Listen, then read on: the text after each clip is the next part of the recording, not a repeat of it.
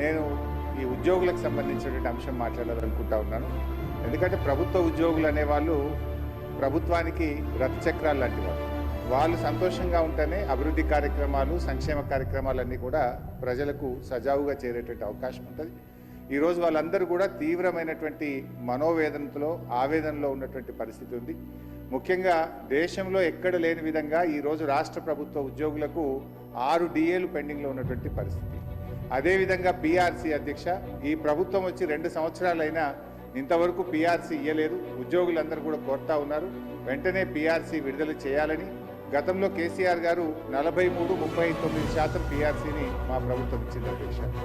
అదేవిధంగా ఉద్యోగులకు employees health insurance scheme ఆ రోజు మేము జీవో కూడా ఇచ్చాం.